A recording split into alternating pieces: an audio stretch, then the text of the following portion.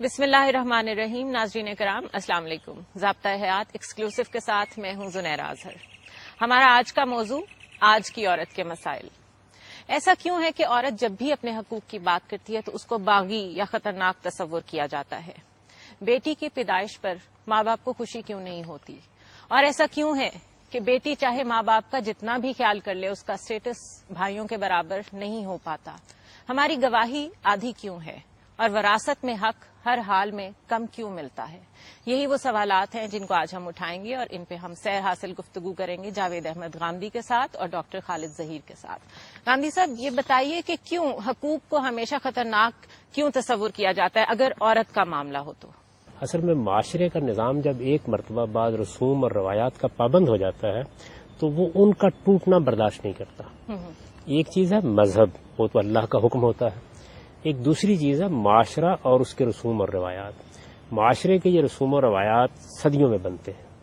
ان کے پیچھے بھی ایک حکمت اور ایک فلسفہ ہوتا ہے. وہ غلط بھی ہو سکتا ہے، وہ صحیح بھی ہو سکتا ہے، لیکن وہ لوگوں کے ذہنوں میں پختہ ہو جاتا ہے. وہ ان کے ایمانیات کا درجہ حاصل کر لیتا ہے. وہ اس کے خلاف بغاوت کو پسند نہیں کرتے. کوئی بھی نظام آپ مطالعہ کر لیں تو آپ کو یہ معلوم ہوگا کہ جاگیرداری نے اسی طریقے کا رد عمل ظاہر کیا. سرمایہ داری کے خلاف آپ تنقید کریں تو وہ بھی ایسا ہی رد عمل ظاہر کریں. کمیونزم بھی اسی نوعیت کا رد عمل ظاہر کرتا تھا. سوسائٹی کے اندر جو معاشرتی روایات بہت نیچے جا چکی ہوتی ہیں وہ بھی اسی طریقے سے رد عمل ظاہر کرتی ہیں. یہی وہ چیز ہے جس کے لیے اللہ تعالیٰ نے انبیاء علیہ السلام کے ذریعے سے انسان کی ہدایت کا اہتمام کیا تاکہ وہ اپنے رد عمل کی اس نفسیات سے اوپر اٹھ سکے، چیزوں کا علمی اور عقلی طریقے سے جائزہ لے سکے. اصل میں جس چیز کی ضرورت ہوتی ہے وہ یہ ہے کہ سوسائٹی کے اندر مسلسل روایات کا جائزہ لیتے رہنے کی عادت ڈالی جائے. صحیح. یہ کون کرے گا؟ اگر آپ ایک مرتبہ روایات کو تقدس دے دیں گے اور آپ ان پہ تنقید گوارا نہیں کریں گے، آپ ان کا تجزیہ برداشت نہیں کریں گے تو کچھ دیر کے بعد لوگ ان کو پوجنا شروع کر دیتے ہیں. صحیح. یہ دیکھیے قرآن مجید میں جگہ جگہ آپ کو یہ بیان ملے گا کہ پیغمبر نے آ کر جب ان کے سامنے حق پیش کیا تو اس کے جواب میں انہوں نے کیا کہا؟ ان کا کیا آپ ہمیں اس راستے سے ہٹانا چاہتے ہیں جو ہمارے آبا کا راستہ ہے؟ بالکل صحیح. آبا و اجداد کی پرستش، آبا و اجداد کے طریقے سے وابستگی، اس کے اندر اگر آپ غور کریں تو معاشرے کو منظم رکھنے کی بڑی طاقت بھی ہے. اس کا ایک مثبت پہلو ہے. اس کا منفی پہلو یہ ہے کہ اس کے خلاف پھر رد عمل ہوتا ہے جیسے آپ بغاوت کرتے ہیں.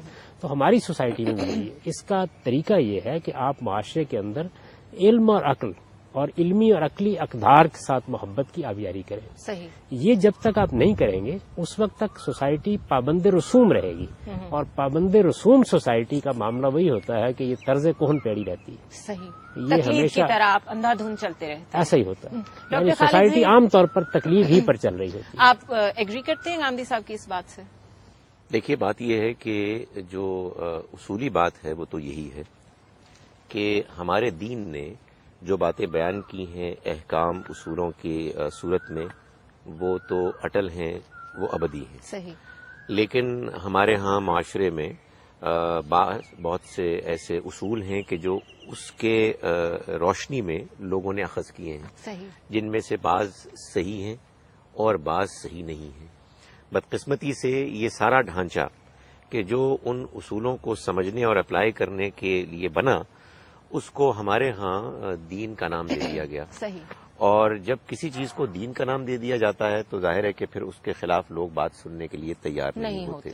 خواتین جب اس کے خلاف آواز بلند کریں گی تو وہ دین کی دشمن اور گمراہ قرار پائیں گی. بالکل صحیح. کوئی اور طبقہ اگر اپنے حقوق مانگے گا اور وہ ہماری ان روایات کے خلاف ہوگا کہ جن کو لوگوں نے دین سمجھ لیا ہے، تو ظاہر ہے لوگ ان کے بارے میں بھی یہی بات کریں گے. تو اس وجہ سے میں سمجھتا ہوں کہ یہ بات اپنی جگہ پر بالکل درست ہے. صحیح.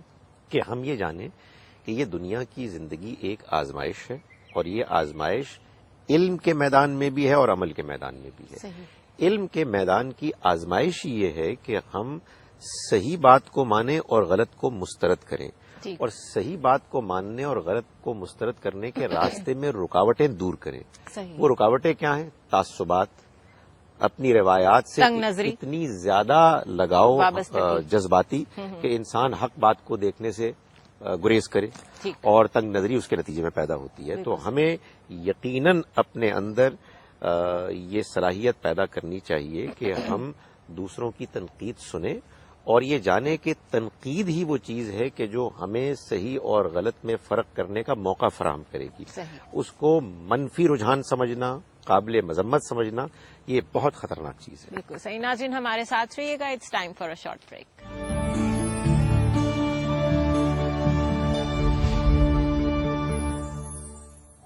ویلکم بیک ناظرین. ذاتہ حیات ایکسکلوسیو میں ایک دفعہ پھر خوش آمدید. گاندھی صاحب، ہم لوگ اس چیز کا تو حق یقیناً نہیں رکھتے کہ ہم اللہ کے حکم کے خلاف کوئی بات کریں. یقیناً ہم اسے من و عن قبول کرتے ہیں، لیکن ہمیں اس چیز کا تو حق حاصل ہے کہ ہم لاجیکلی چیز کو سمجھ سکیں. یہ بتائیے کہ عورت کی گواہی عادی کیوں ہے؟ یہ بالکل ایک غلط تصور ہے جو لوگوں میں رائج ہو گیا ہے. دیکھیے، گواہی کی دو صورتیں ہیں. ایک گواہی وہ ہے جو کسی جرم کے ارتکاب کے بعد عدالت طلب کرتی ہے. صحیح. کہیں ڈاکہ پڑا ہے، کہیں کوئی بدکاری کا معاملہ ہوا ہے، کوئی چوری ہوئی ہے. اس طرح کے موقعوں پر جب عدالت گواہ طلب کرتی ہے تو یہ دیکھا جاتا ہے کہ کون سا گواہ میسر ہے. ممکن ہے کہ جس وقت واقعہ ہوا ہو کوئی بچہ گواہی دینے کے لیے ہو، کوئی عورت گواہی دینے کے لیے ہو. کوئی بھی گواہ نہ ہو، سرکمسٹانشل ایویڈنس ہو اور کوئی چیز بھی نہ ہو. تو اسلام میں جرائم کی گواہی کے بارے میں کوئی ایسا ضابطہ نہیں بیان کیا گیا کہ اس میں عورت کی گواہی لینی ہے یا مرد کی لینی ہے، یا عورت کی گواہی آدھی ہوگی یا مرد کی دگنی ہوگی. ایسی کوئی چیز نہیں ہے. جتنے بھی جرائم ہیں جن میں گواہ کا انتخاب اصل میں خدا کرتا ہے. صحیح. یعنی واقعہ ہوا ہے تو کوئی ڈاکو، کوئی چور پہلے سے گواہوں کا نصاب پورا کر کے تو نہیں آئے گا. یقیناً. اس موقع پر کیا ہے کیا نہیں ہے. آپ کے گھر میں اگر آپ کے ملازم نے آ کے ڈاکہ ڈال دیا ہے تو ممکن ہے کہ چھوٹے بچے اس کو پہچان رہے ہیں اور انہی کی گواہی پر فیصلہ ہو جائے. وہ ایک پرانا مقدمہ ہے جس میں جج نے ایک بیل کی گواہی پر فیصلہ کر دیا. صحیح. تو بسا اوقات آپ کو دیکھنا پڑتا ہے کہ صورتحال کیا ہے، اس میں کس طرح واقعہ ہوا ہے، کون گواہ ایسا ہے کہ جو قابل اعتماد ہو سکتا ہے، کون نہیں ہو سکتا. ٹھیک.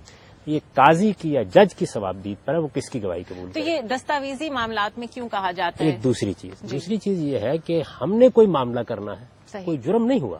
میں آپ کوئی معاملہ کر رہے ہیں لین دین کا، یعنی میں نے کوئی قرض آپ کو دیا ہے، کوئی لکھت پڑھت انوالو گھر خریدا ہے، کوئی اس طرح کا معاملہ ہوا ہے. اب ہم اس پر کسی کو گواہ بنانا چاہتے ہیں. جب اس پر ہم گواہ بنائیں گے تو کس کو گواہ بنائیں گے؟ اس کو گواہ بنائیں گے کہ جس کو ہم کل عدالت میں لے جا سکیں. صحیح. اس کو ان تمام مراحل سے گزار سکیں. یعنی یہاں تو گواہ کا انتخاب خدا نے نہیں کیا، ہمیں کرنا ہے. اس موقع پر قرآن مجید نے یہ کہا ہے کہ آپ مردوں کو گواہ بنائیں. صحیح. یعنی یہ مشورہ دیا ہے تاکہ عورتوں کو عدالت تک نہ جانا پڑے. عدالتوں کو عدالت تک نہ جانا پڑے. گھر در میں رہنے والی خواتین کو عدالتوں میں نہ گھسیٹا جائے، وکیلوں کی جرح کا سامنا نہ کرنا پڑے.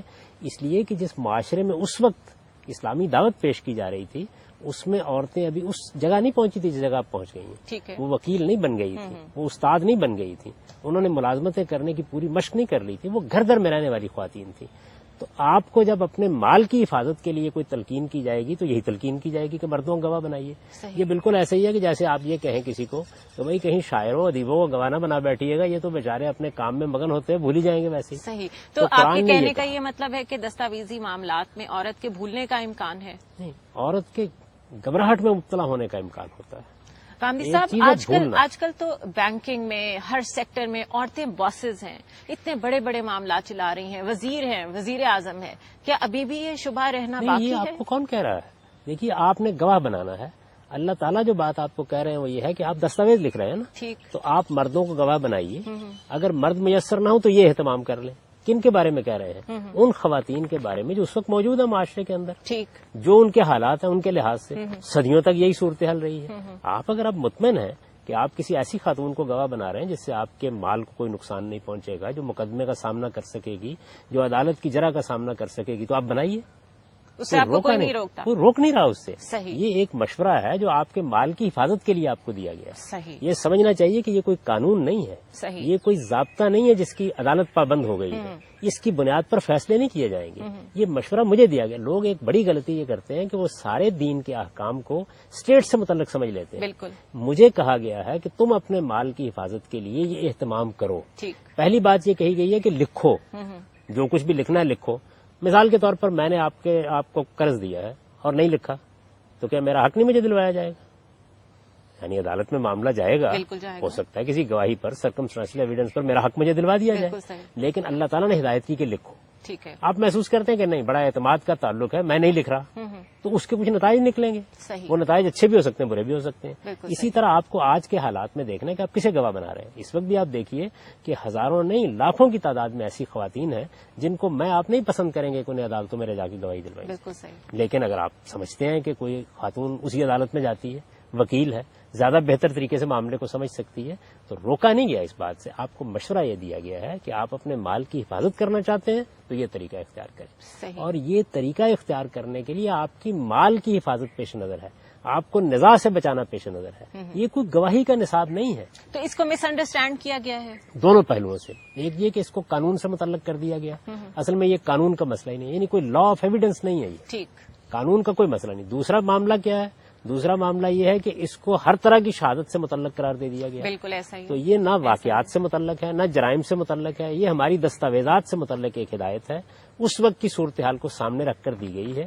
آج کے زمانے میں اگر صورتحال میں تبدیلی آ جائے گی تو حکم کے اندر بھی آپ سے آپ تبدیلی آ جائے گی اور آپ کو اس کی اجازت ہو جائے گی.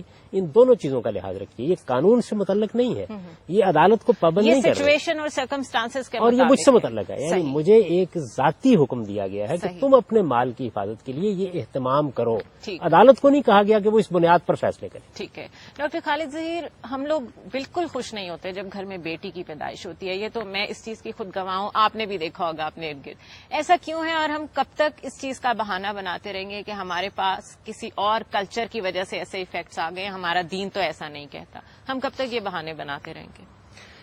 مجھے یوں لگتا ہے زنیرہ کہ معاشرے میں جو تبدیلیاں آنی چاہیے رویوں میں اور طور طریقوں میں, زندگی کے حقائق کی روشنی میں, اس میں انسانوں کا رسپانس بہت سلو ہوتا ہے. ورنہ حقیقت یہ ہے کہ اس دور میں جس میں ہم جی رہے ہیں, یہ بات تو تجربے سے سامنے آ رہی ہے کہ بیٹیاں بالعموم بیٹوں کے مقابلے میں زیادہ وفادار, خدمت گزار ثابت ہو رہی ہیں. بالکل. اور بہت ایسا ہوتا ہے کہ بیٹے والدین کو چھوڑ دیتے ہیں لیکن بیٹیاں ان کے ساتھ آخری وقت تک وفاداری کرتی ہیں, خدمت کرتی ہیں. لیکن ایسا لگتا ہے کہ یہ سب کچھ لوگ دیکھنے کے باوجود پیدائش کے موقع پر یا خواہش کرنے کے نقطۂ نظر سے اگر دعا کرتے ہیں تو بیٹوں کو ترجیح دیتے ہیں, اور یہ ظاہر غلطی ہے. ایک زمانے تک تو بات سمجھ میں آتی تھی کہ جب ابھی صورتحال یہ تھی کہ قبائلی نظام تھا, کسی خاندان میں اگر بیٹے زیادہ ہوتے تھے تو وہ طاقت کا بھی ایک علامت تھی, حفاظت کے لیے زیادہ ضروری سمجھا جاتا تھا. لیکن اب حالات بدل گئے ہیں اور معاشرے کو اس سے آگے بڑھنا چاہیے, اور جو میرٹ ہے اور حقیقت ہے اس کے مطابق رد عمل ہونا چاہیے. لیکن آپ یہ دیکھیں کہ اور کس اپنے معاشرت کے معاملے میں ہم ٹھیک رویہ اختیار کر رہے ہیں, یہ بھی انہی پرابلم میں سے ایک پرابلم ہے کہ جس کی اصلاح ہونی چاہیے. بالکل صحیح. ناظرین ہمارے ساتھ رہیے گا, it's time for a short break.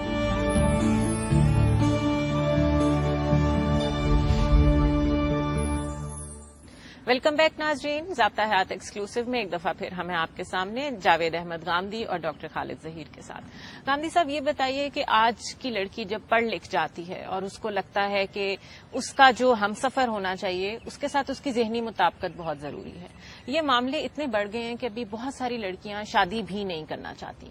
اگر اس پوائنٹ آف ویو سے دیکھا جائے تو ایسی لڑکی جو کہ تنہا رہ رہی ہے ایک سوسائٹی میں, اس کو تو زیادہ ایک فائنینشیل سپورٹ کی ضرورت ہے, اور تقاضا یہ بنتا ہے کہ وراثت میں اس کو ایکول یا زیادہ شیئر دیا جائے.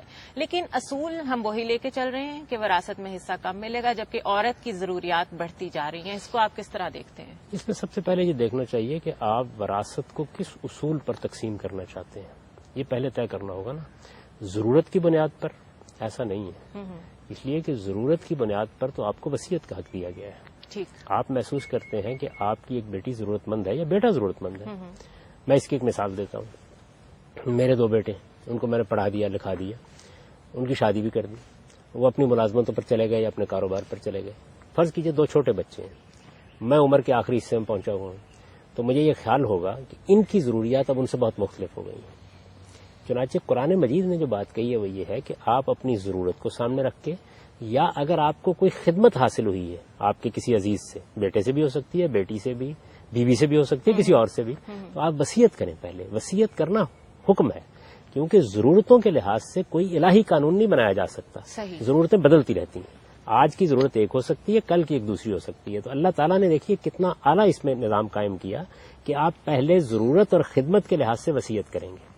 جب آپ نے وصیت کر دی تو اب اس کے معنی کیا ہے؟ اس کے معنی یہ ہے کہ اگر مال بچ گیا ہے تو یہ وہ ہے کہ جس میں نہ کوئی ضرورت متعلق ہے نہ کوئی خدمت متعلق ہے, دونوں چیزیں ختم ہو گئی.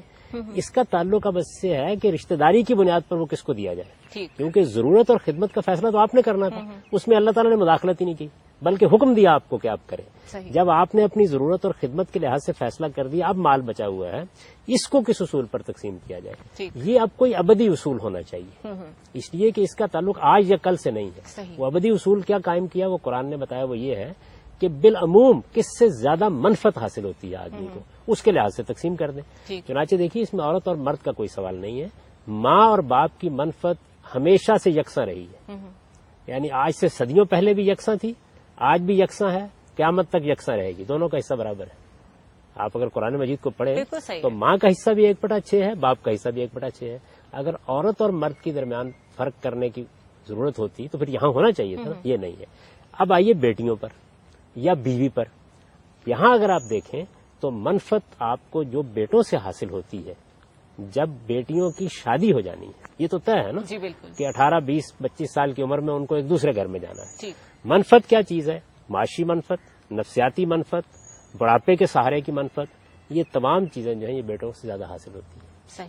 بیٹیاں سسرال کی طرف اپنی پوری قوت منتقل کر دیتی ہیں.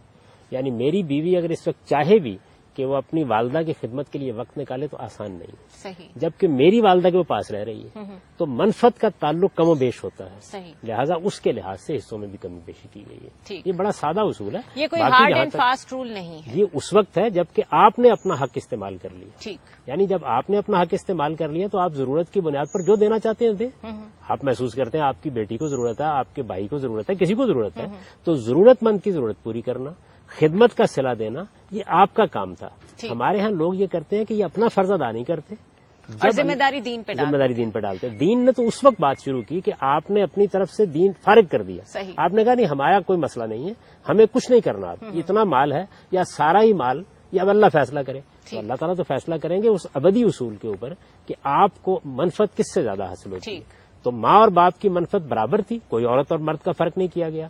بیٹوں اور بیٹیوں کی منفعت میں آج بھی فرق موجود ہے, اور اس فرق کی بنیاد پر ایک قانون بنا دیا گیا. یہ بڑا عدل پر مبنی قانون ہے, اس سے مختلف ہو نہیں سکتا. صحیح. ڈاکٹر صاحب یہ بتائیے کہ جس کلچر کی ہم بات کرتے ہیں کہ اس کا انفلوئنس ہم پہ اتنا آیا ہے کہ ہم نے عورت کو پاؤں کی جوتی سمجھنا شروع کر دیا ہے, اس کلچر میں بھی اب یہ تگ و دو ایک انٹرنیشنل لیول پہ کچھ اسٹیٹس حاصل کرنے کے لیے اس حد تک پہنچ گئی ہے کہ وہ اپنی عورت کو بلند سے بلند مقام پر پہنچانے کی کوشش کرتے دکھائی دیتے ہیں.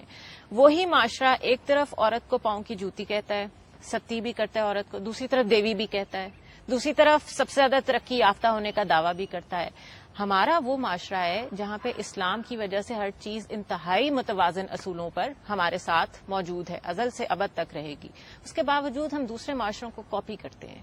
اس کو آپ کس طرح دیکھتے ہیں؟ دیکھیں, بات یہ ہے کہ مذہب سے عام طور پر لوگ جذباتی طور پر وابستہ ہوتے ہیں. صحیح. اور معاشرے میں بالعموم اور مذہب کی دنیا میں بھی بالخصوص ایک بہت دھیرے سے تبدیلی بھی رونما ہوتی رہتی ہے, جس میں کہ بعض شخصیات کا بڑا اثر ہوتا ہے, علماء کا, اسکالرز کا. ہمارے ہاں دین کی تعلیمات میں سے بعض حصے کو غلط سمجھنے کی وجہ سے اس کی رہنمائی کو ادھورے طور پر ایک انداز میں لینے کے نتیجے میں بعض دین سے بہت غلط تصورات وابستہ ہو گئے ہیں. ٹھیک. بھارت میں ہندو معاشرے میں تبدیلی آ رہی ہے اس لیے کہ ان کے ہاں اگرچہ کہ مذہب سے لگاؤ اور دلچسپی ہے, لیکن ظاہر ہے کہ وہ تعلق اتنا اسٹرانگ نہیں ہے جتنا کہ ہمارے ہاں لوگوں کو اپنے دین مذہب سے ہے, کیونکہ ظاہر ہے کہ اس کے بارے میں بالعموم یہ انڈرسٹینڈنگ ہے کہ یہ ایک اللہ کا آخری محفوظ دین ہے اور اس نے قیامت تک کے لیے موجود رہنا ہے. بالکل. لوگوں کا خیال یہ ہے کہ اب جو کچھ بھی دین کے نام پر دیا جا رہا ہے وہ دین ہے, ہمارے لیے اس کو مضبوطی سے تھامے رکھنا ضروری ہے. ہمیں سمجھ میں آتا ہے, نہیں آتا ہے, تب بھی ہم اس کو مانیں گے. اور یوں جیسا کہ پہلے بھی بات ہوئی کہ ہم مذہبی تصورات پر تنقید کو برداشت نہیں کر رہے. بالکل صحیح. اگر تنقید کی جائے، لوگ غور سے پڑھیں، سنیں اور قرآن مجید کا مطالعہ کریں تو ان کو یہ معلوم ہوگا کہ کچھ باتیں دین کے نام پر ایسی رائج ہو چکی ہیں کہ جن کا تعلق اللہ کے دین، اس کی کتاب سے نہیں ہے، اور وہ مسائل کے جن کو کہ آپ بیان کر رہی ہیں وہ پھر حل ہوں گے، اور وہ صورتحال سامنے آئے گی کہ انشاءاللہ اس دین متین کی صحیح واضح شکل سامنے آئے گی، اور ہم اس کو سمجھ کر، پہچان کر خود بھی اختیار کریں گے، ان مسائل سے بھی اپنے آپ کو دور رکھیں گے اور پوری دنیا کو اس کی دعوت دیں گے. ناظرین ہمارے ساتھ رہیے گا، مختصر سا وقفہ لیں گے. اسٹے ود اس.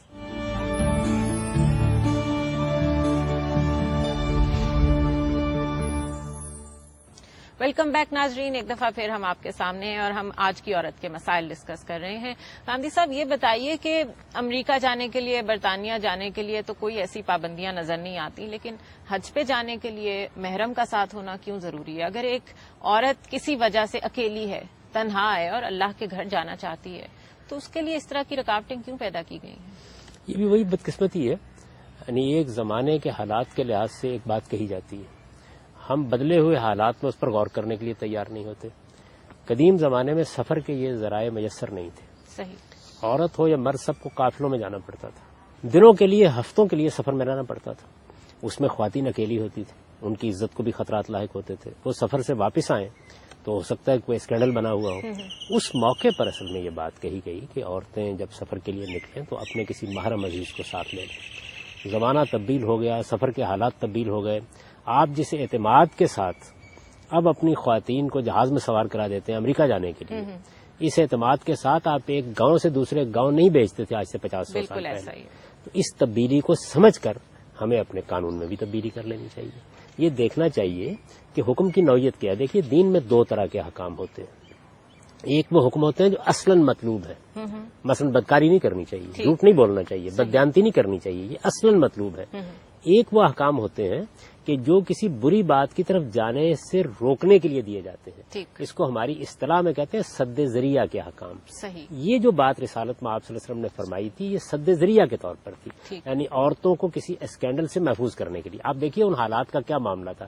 سیدہ عائشہ تھوڑی دیر کے لیے پیچھے رہ گئی تھی، جیسے کہ واقعہ بیان کیا جاتا ہے، اور ایک اسکینڈل وجود میں آ گیا، اور اللہ کے پیغمبر کے لیے بہت مشکل ہو گیا کہ اس سے نجات حاصل کریں، یہاں تک کہ قرآن نازل ہوا. اب ہر عورت کے حق میں قرآن تو نہیں نازل ہوگا. تو آج کے زمانے میں حالات تبدیل ہو گئے ہیں، خواتین اطمینان کے ساتھ سفر کر سکتی ہیں. وہاں حج کے حالات بھی تبدیل ہو گئے. خود سعودی عرب کے اندر اس وقت جو آپ کو حفاظتی اقدامات میسر ہیں وہ آج سے 100 سال پہلے نہیں تھے. تو اس صورتحال کا ادراک کر کے سد ذریعہ کے احکام میں اس کے لحاظ سے تبدیلی کر لینی چاہیے. صحیح. بلکہ گاندھی صاحب اس میں یہ پوائنٹ بھی تو آتا ہے کہ ہم اس معاشرے میں جانے کی اجازت دے دیتے ہیں جو نسبتاً انسیکیور ہے، ہم یہ کہہ سکتے ہیں. اور جن ممالک کی ہم بات کر رہے ہیں، ہم اس وقت سعودی عربیہ کی بات کر رہے ہیں، وہ تو بڑا محفوظ معاشرہ ہے، وہاں تو عورت کی عزت بہت محفوظ ہے.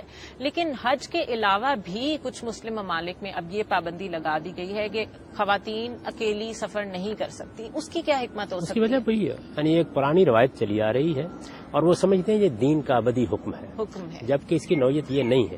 صحیح. اس وقت کے حالات میں آج بھی آپ دیکھیں گی تو یہی بات کہنی چاہیے. صحیح. ہم اپنے معمول کے حالات میں کیا کرتے ہیں؟ ہمارے ملک میں دہشت گردی کے واقعات ہونے شروع ہو گئے تو ہم نے اپنے رویے کو تبدیل کیا. اسکولوں پر حملے ہونے شروع ہو جائیں تو ہم اپنے بچوں کو اس اعتماد کے ساتھ نہیں بھیجیں گے. بالکل ایسا ہی. تو زمانہ کیا ہے، حالات کیا ہیں، ہمیں کیا صورتحال درپیش ہے.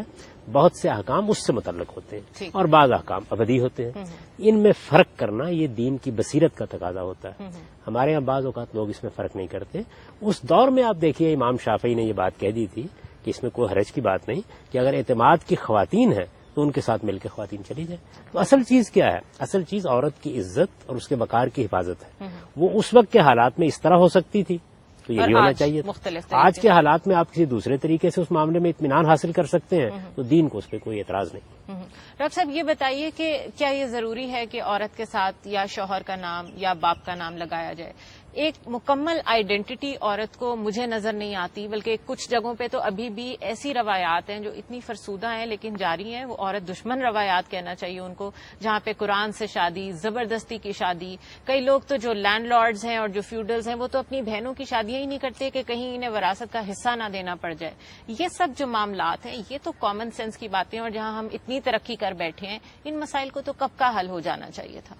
یقیناً ان میں سے جو بعض باتیں آپ نے بیان کی ہیں ان کو تو کسی صورت بھی قبول نہیں کرنا چاہیے تھا، اور اگر کسی نے ایسا کر لیا تو جیسے ہی احساس ہوا ان کو ختم کر دینا چاہیے، اس لیے کہ ان کا نہ دین سے کوئی تعلق ہے نہ انسانی اخلاق سے کوئی تعلق ہے. یہ تو اصل میں سراسر محض عورت کی ایکسپلائٹیشن ہے، اور دولت اور زمین سے محبت کا یہ ایک انداز ہے کہ وہ اپنے خاندان سے باہر اپنی زمین کو جانے نہیں دینا چاہتے، اور اس وجہ سے وہ اس طرح سے عورتوں پر اور ان کے مستقبل پر ظلم کرتے ہیں.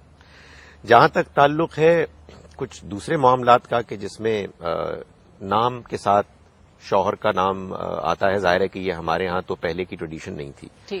یہ تو ہم نے کچھ انگریزوں کے دور میں اس بات کو اختیار کیا کہ کسی عورت کے ساتھ. اس کے پیچھے آپ کو حکمت کیا نظر آتی ہے؟ ان کے ہاں معلوم یہ ہوتا ہے کہ جس دور میں یہ ٹریڈیشن بنی ہے اس دور میں عورت کا وجود اپنے شوہر کے ساتھ ہی اس طرح سے وابستہ ہوا کرتا کہ اس کی اپنی کوئی ایسی آئیڈینٹی نہیں ہوتی کہ وہ اپنے آپ کو کسی پروفیشن میں کسی فیلڈ میں ایکسل کرے.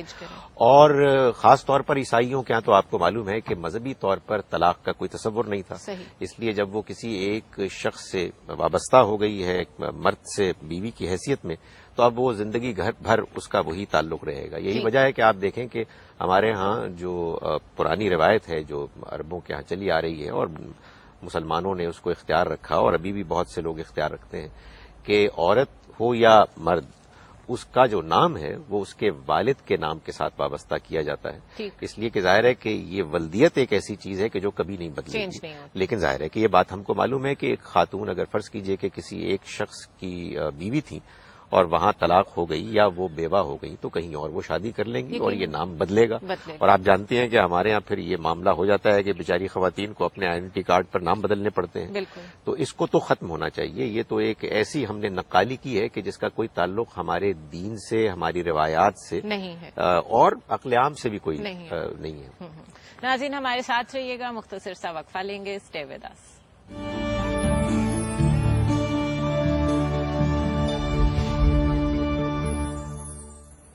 ویلکم بیک ناظرین، ایک دفعہ پھر ہم آپ کے سامنے ہیں اور گفتگو کا سلسلہ وہیں سے جوڑیں گے جہاں سے ہم نے چھوڑا تھا.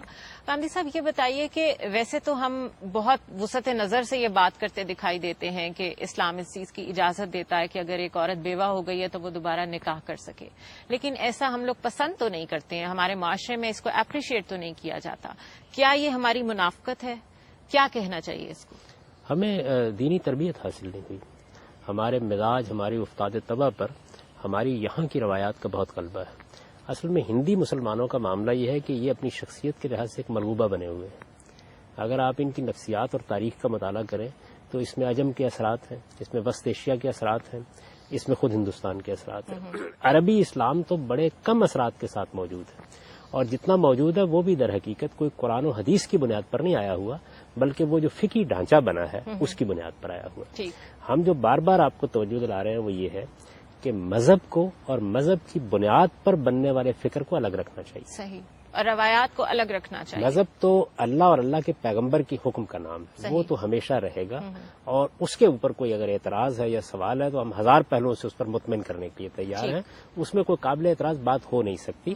بعض اوقات انسان اپنے تعصبات کی وجہ سے اس کو غلط سمجھ رہا ہوتا ہے، جو غلط انٹرپریشنز ہو جاتی ہیں، غلط تعبیرات ہو جاتی ہیں، اس کی بنیاد پر اطلاق یا انطباق یا اپلیکیشن کے غلط اصول طے ہو جاتے ہیں، یا اس پر کوئی قانون سازی ہو جاتی ہے یا اجتہادات ہو جاتے ہیں. یہ انسانی عمل ہے. اس انسانی عمل کو جلد سے جلد زیر بحث کے آنا چاہیے. جب اعتراض پیدا ہو تو فراخ دلی کے ساتھ اس کو سننا چاہیے، اس کو تبدیل کرنا چاہیے. پھر آپ اپنے معاشرے کی تربیت اس طرح کریں کہ وہ عقلی طریقوں سے سوچنے والا معاشرہ بنے، وہ علمی طریقوں سے سوچنے والا معاشرہ، اس میں سائنٹیفک مزاج پیدا ہو. چیزوں کا تجزیہ کیا جائے گا، ان کا تار و پود بکھیرا جائے گا، ان کے بارے میں اگر کوئی شکوک و شبہات پیدا ہوتے ہیں تو اس کا برملا اظہار کیا جائے گا، اس پر عام گفتگو اور بحث سے گریز نہیں کیا جائے گا. اگر کوئی شخص مختلف رائے رکھتا ہے تو اس کو عزت دی جائے گی. اس کی رائے غلط ہو سکتی ہے لیکن عزت اور احترام کے ساتھ اس کی بات سنی جائے گی. اس کے جواب میں کوئی جذباتی رویہ اختیار نہیں کیا جائے گا. رسوم اور روایات کو صحیح نہج پر لانے کے لیے لوگوں کی تعلیم تربیت کا اہتمام ہوگا. اصل میں یہ سارے کام کرنے کی ضرورت ہے. اگر آپ یہ سارے کام نہیں کرتے تو یہ جو کشمکش اور تضادات کا ایک ماحول بنتا ہے ہمارے ہاں، یہ ایسے ہی رہے گا. نہ ہم نے مذہبی تعلیم ٹھیک طرح سے دینے کی کوشش کی ہے، نہ معاشرے میں اختلاف کرنے کی روایات کو محکم کرنے کی کوشش کی ہے، اور نہ آج اس کے لیے تیار ہیں کہ سوسائٹی میں جو متشددانہ رویے بحث اور مباحثے کے بارے میں پیدا ہو گئے ہیں ان کو ختم کرنے کے لیے اسٹیٹ اپنی طاقت استعمال کرے. گاندھی صاحب، کس طرح ختم ہو سکتا ہے یہ رویہ؟ اسی طرح ختم ہوں گے کہ اسٹیٹ کی جو لیڈرشپ ہے یا معاشرے کی جو لیڈرشپ ہے، دیکھیے وہ کن کے پاس ہوتی ہے؟ سیاستدان ہوں گے، علماء ہوں گے، دانشور ہوں گے. یہی طبقات ہیں جو اصل میں سوسائٹی کی رہنمائی کنٹرول کر رہے ہوتے ہیں. یہ لوگ ہیں کہ یہ اپنے ہاں اس طرح کی چیزوں کو ایک مسئلہ بنا لیں. صحیح. یعنی جب کبھی بھی اس طرح کی کوئی چیز ہو تو معلوم ہو کہ پوری سوسائٹی اٹھ کھڑی ہوئی ہے. اس وقت آپ کے ملک میں کیا ہو رہا ہے؟ یعنی اگر کسی آدمی کو اس کے محض رائے دینے کی پاداش میں ملک چھوڑنا پڑ رہا ہے، کوئی آواز اس کے لیے نہیں اٹھتی. اگر اس کو مار دیا جاتا تو کوئی آواز اس کے حق میں نہیں اٹھتی. یعنی سوسائٹی بحثیت مجموعی اس وقت ایسے مقام پر پہنچ گئی ہے یہاں لوگ خیال کرتے ہیں کہ جس کا کام ہے یہ بھگتے. صحیح. تو جب آپ یہ چیز کریں گے تو پھر کتنے لوگ ہوں گے کہ جو اس کے بعد کوئی رائے دے سکیں گے، کوئی مباحثہ کر سکیں گے، کوئی مکالمہ کر سکیں گے. آپ نے معاشرے میں یہ صورت پیدا کر دی ہے کہ آپ کے نقطہ نظر کے خلاف اگر کوئی آدمی رائے رکھتا ہے تو اس کی زبان بند کر دی جائے، اور پھر اس کے بعد آپ کی پوری سول سوسائٹی اس کو کوئی مسئلہ نہیں سمجھتی. یعنی اگر ہمارے ہاں سول سوسائٹی میں یہ جذبہ پیدا ہوتا ہے کہ نہیں، ایسی کوئی چیز اگر معاشرے میں ہوگی تو پورا کا پورا معاشرہ احتجاج کرے گا. آپ نے چیف جسٹس کی معزولی کے معاملے میں احتجاج کیا، سوسائٹی کو آپ کی بات کو ماننا پڑا. سوال یہ ہے کہ آپ نے فکر کی آزادی کے معاملے میں، رائے کی آزادی کے معاملے میں، لوگوں کے حق کے انتخاب کے معاملے میں، لوگوں کے مکالمے کے حق کے معاملے میں کیا قربانیاں دی ہیں، کیا ایثار کیا ہے؟ اللہ تعالیٰ کے قانون کے مطابق کوئی چیز بھی جدوجہد کے بغیر نہیں ملتی. صحیح. تو جس چیز کے لیے ہم جدوجہد کریں گے وہی چیز ہمیں ملے گی. ہم نے اپنے معاشرے میں یہ اعلیٰ روایات پیدا کرنے کی کتنی جدوجہد کی ہے، مجھے معذرت کے ساتھ عرض کرنے دیجیے، صفر بھی نہیں. صحیح. ڈاکٹر صاحب، آپ نے گاندھی صاحب کی بات سنی. مسئلہ یقیناً ہمیں سوشل آرڈر میں نظر آ رہا ہے اور ہم زیادہ تر تنقید دین کے خلاف کرتے نظر آتے ہیں. اگر اسی پہلو کو لیا جائے تو آج شادی بہت بڑا مسئلہ بن گئی ہے. بہت ساری لڑکیاں ایسی ہیں، بہت ساری خواتین ایسی ہیں جن کی شادیاں نہیں ہو پاتی ہیں. اس میں بہت سارے فیکٹرز ہیں، جہیز کے معاملات ہیں، لڑکیاں زیادہ پڑھ گئی ہیں اور مرد ابھی اتنے زیادہ اس ڈائریکشن میں نہیں گئے کہ ایسی عورت کو قبول کر سکیں جو کہ ایک بینک کی مینیجر ہے یا کہیں پہ کام کر رہی ہے، میڈیا میں کام کر رہی ہے. ایسے حالات میں جب ہمیں یہ نظر آ رہا ہے کہ ہمیں سنگل ویمن بہت زیادہ نظر آئیں گی ایگزسٹ کرتی ہوئی، تو اس معاشرے میں جس میں برداشت ہی نہیں ہے، اس میں اس کو اسٹیٹس کس طرح ملے گا؟